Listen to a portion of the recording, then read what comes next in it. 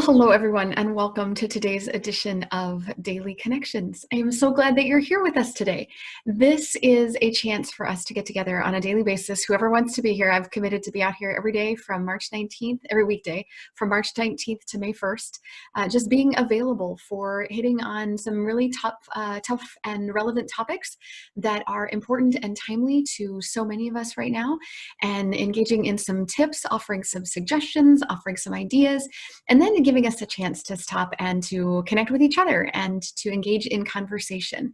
My intent was to offer continuity, my intent was to offer positivity, and my intent was to offer a chance for us to collaborate and connect one with another. And my name is Sinika Waugh. I'm with Your Clear Next Step, and our commitment is to helping people have better work days so we can have better evenings and weekends, and we can contribute our discretionary time back to making the world and our starting with our communities a little bit better.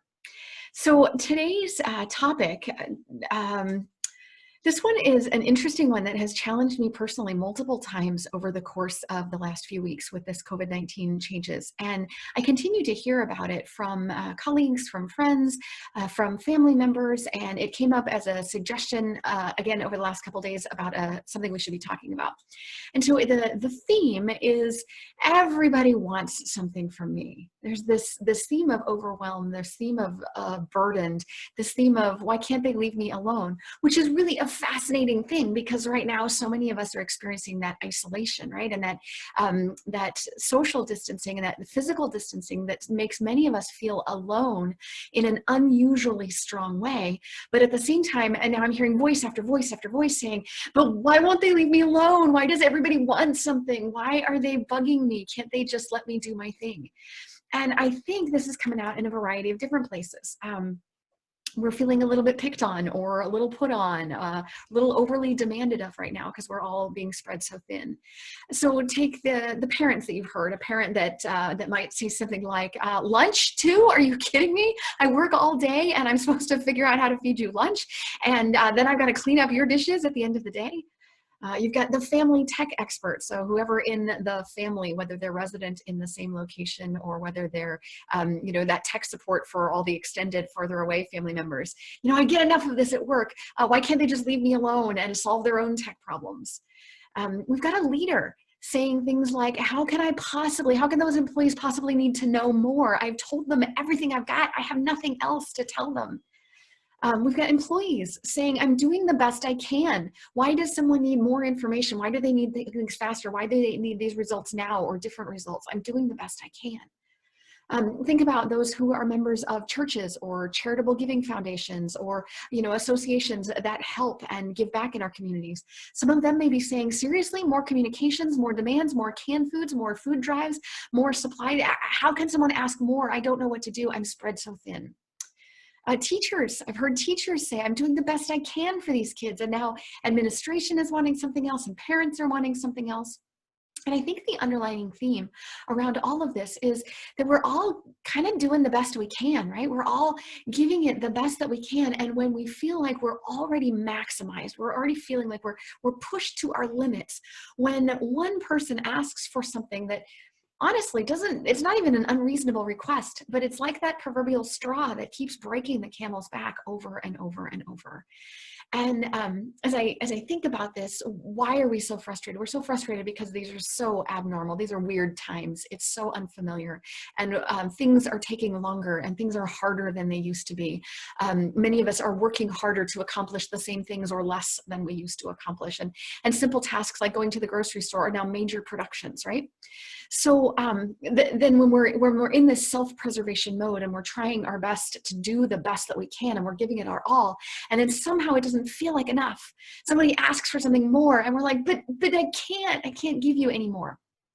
So what do we do about this? How do we get out of that? How do we get unstuck? How do we prevent ourselves from churning in the self-pity that can come next, or the downward spiral of, well, everybody needs something and I'm not good enough and I'll never be good enough and I can't get ahead of this and woe is me. Like, we can really spiral down in a hurry. So how do we get out of this? And what I want to do is I want to offer some really practical tips for this. And there are 5 specific tips. So here are the 5 specific tips that I'm going to offer. The first one is, when you start to feel that, when someone asks for something and it's one thing more and you're like, can't you just enough already? The first step is to look. Look at that person or look at that organization asking you for something. That's the first step. Just look. Like, stop what you're doing. In the moment that you're in, stop trying to multitask. Stop trying to split things. Stop trying to do two things at once. Just stop and look at them. And as you're looking, reflect on, who are they? What do they mean to you? Is this an association you've chosen to be part of? Why? Why does it? Because it means something to you, and thinking about that will be valuable to you. Is this an employer that you're grateful for? Is this a family member that you love dearly? Is this, what is this moment? What is this person? And just stop. Just stop and look at them for a minute and see if in this moment, right here, right now, you can reflect on the things that you do love and the things that you do value. But really what I want you to do is just stop and look. Just stop and look. Stop multitasking. Just stop what you're doing and look at them. So then the second tip is to reposition. Reposition your thinking to one of gratitude. Instead of thinking, oh, another question, or oh, another thing, or oh, another, reposition your thinking into one of gratitude. So here's a question that you might try. What am I grateful for when it comes to this person or this organization? What am I grateful for? Oh, I got to cook another meal. Hang on, what am I grateful for? I'm grateful for the fact that there are groceries in my fridge and I can cook another meal. I've got to finish that thing up that team member is asking me for that's super frustrating or super irritating to work on. Wait, what am I grateful for? I'm grateful that I have a job and that I'm gainfully earning income right now so that I can continue to support my family. That community member has asked for something and they asked for it in a weird or disruptive way that kind of got to you. Oh, one more thing. Wait, what am I grateful for? I'm grateful for that person, that they thought of me as someone who can contribute. Right? Stop and think. Reposition your frame of mind to one of gratitude. An attitude of gratitude allows us to be so much more forward thinking. It allows us to be to think of others, not ourselves. It allows us to think forward. So that's the second tip, is just reposition your thinking to one of gratitude. Certainly, what are you grateful for in this family member or this loved one or this friend? Step 3, get out of your own way. Step 1 was to look. Step 2 was reposition your thinking to one of gratitude. Step 3 is get out of your own way. It's possible that there are stories you're telling yourself that aren't quite true.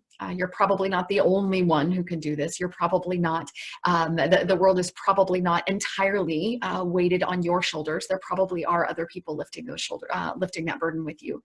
Get out of your way for just a second. But the other way that I want you to think about this is to try a prompt something like this. If time and money were not an object, what would I want to do with my skills and my abilities for this person or this organization? Like right now, all other things being equal, if time were not an issue, if money were not an obstacle, what would I want to do? What would I want to do? Well, I might want to show that person how much I delight in them and be over the top generous. I might want to serve as a beacon of hope for those who are discouraged right now and be over the top positive. I might want to demonstrate patience to that family member who sees my behaviors and is using those as a model for how they're going to grow up. And I might want to be over the top patient, right? If time and money, if my effort were not part of the equation right now, all other things being equal, what I want to do, get out of your own way for a second. And then step 4, get back into the current moment. Okay, so we put that aside. We thought broadly. We thought, babe, what would I want to do? And maybe that lifted your spirits just a little bit. But now let's get back into this current moment. That's step 4. Get back into the current moment and try this line of thinking. I can't do everything. And you know what? No one is really asking me to do everything. What is realistic right now? What's reasonable? What's realistic in this current situation? What's a fair and reasonable use of my time and my resources? What can I do right now in this moment? What can I do? I know of folks who are the tech support for their family. And so they're like, there's the internet going down. Dad, the internet's going down. Mom, I'm having trouble with this, or honey, it's not working. Okay, what can I do in this moment right now? In this moment right now, I can go reset the router. In this moment right now, I can look to see if your power cord is plugged in or unplugged. In this moment right now, I can offer, I was going to go get something for myself for lunch anyway. I can offer lunch for my kids or for someone else in my household that I can offer lunch for. Or I was going to go to the grocery store on Saturday anyway. I can pick up some extra canned goods to make that donation. So in this current moment, what can you do? You can't solve everything. You can't fix everything, and probably no one is asking you to. But is there something you can do that really is a realistic and fair and reasonable use of your time and skills? And then we've got step 5. Consider fishing lessons. Consider fishing lessons. So that's the last step in this one. What I want you to do with considering fishing lessons is, it comes from that adage, give a person a fish and they eat for a day, teach them to fish and they eat for a lifetime, right? Have you created a dependency here that you could uncreate by teaching someone else to fish? Have you, is there something that you are either a control freak about? I mean, I know there's just one way to load the dishwasher. I understand there's only one way to fold a towel. I get these things. But have you become a control freak in some of those ways that yours is the only way to do something, and so you've not allowed other people to help? Can you teach someone how to help? Can you use this as a learning example for those kids who need to learn how to cook their own lunches or fish for themselves in that case? Can you set up some recurring transactions? Is there a check that you can do on your family internet or your family groceries or your family schedule or in your workplace? Is there a recurring system that you can set up that says on Mondays it's Joe and on Tuesdays it's Steve and on Wednesdays it's Krista and on Thursdays it's someone else? Is there something recurring, a schedule? Can you set up alarms? Can you set up timers? Can you set up protections on your calendar of time and place to protect your time and theirs? And say, yeah, you know what? Let's have lunch together, but let's make sure it's between 12:20 and 12:50 because that's the window that I've got available. The idea of considering fishing lessons, it may be teaching someone else to do some of the things that you know how to do. It may be right now in our organizations, we may need to cross-train. Maybe I'm the only one who knows how to do a certain thing, but because of how thin we're stretched right now, I need to cross-train colleague A so that that person also knows how to do it. And it may be that I need to surrender the how. It may be that the what of it is okay, but there may be some how that I can surrender and let someone else take some control over that. So as I think about these steps, right, you've been asked for something, and when your brain starts to go, one more thing, are you kidding me? One more thing, I can't do anymore. When your brain starts to do that, here are your steps. First, just stop and look at that person and get fully in the moment with them. Reposition your attitude to one of gratitude.